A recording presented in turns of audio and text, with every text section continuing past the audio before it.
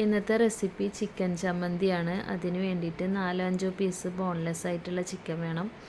അത് ഉപ്പ്, മഞ്ഞൾ, മുളക് ചേർത്തുകൊണ്ട് ഒന്ന് മാരിനേറ്റ് ചെയ്തിട്ട് പൊരിച്ചെടുക്കണം. നന്നായി മൊരിഞ്ഞു പോവരുത്.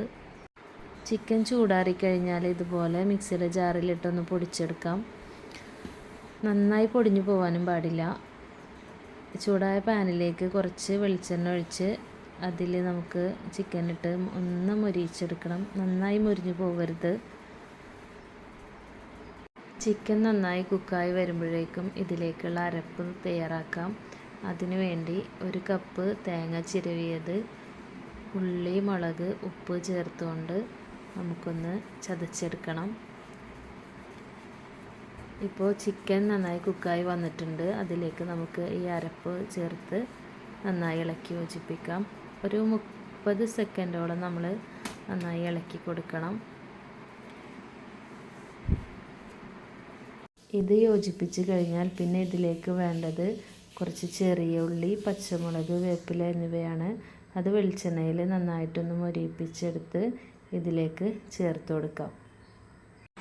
ഉള്ളിയും മുളകും മൊരിയിപ്പിക്കുന്ന സമയത്ത് അതിലേക്ക് കുറച്ച് ഇഞ്ചി, വെളുത്തുള്ളി ചതച്ചത് ചേർക്കുന്നത് ഒന്നുകൂടെ നന്നായിരിക്കും. ഇതുപോലെ തന്നെ നമുക്ക് ബീഫ് ചമ്മന്തിയും തയ്യാറാക്കാം. ബീഫാവുമ്പോൾ നമ്മൾ കുക്കറിൽ ഉപ്പ്, മഞ്ഞൾ, കുരുമുളക് ഇട്ടിട്ട് ഒരു 90% കുക്കാക്കി എടുത്തതിന് ശേഷം ക്രഷ് ചെയ്തെടുക്കാം.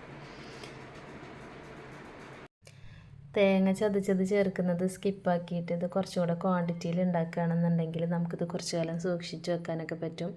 നമുക്ക് കട്ട്ലേറ്റോ അല്ലെങ്കിൽ സമൂസയൊക്കെ ഉണ്ടാക്കുമ്പോൾ അതിൽ നിന്ന് കുറേശ്ശെ എടുത്ത് ഉപയോഗിക്കാം. ഇതാ നമ്മുടെ രുചികരമായിട്ടുള്ള ചിക്കൻ ചമ്മന്തി റെഡി ആയിട്ടുണ്ട്. എല്ലാവരും ഉണ്ടാക്കി നോക്കി ഫീഡ്ബാക്ക് അറിയിക്കുക. ഇതുപോലെയുള്ള റെസിപ്പികൾക്കായി ഈ ചാനൽ സബ്സ്ക്രൈബ് ചെയ്യുക. ഇഷ്ടപ്പെട്ടാൽ ഹാർട്ട് കമൻറ്റ് ചെയ്യുക.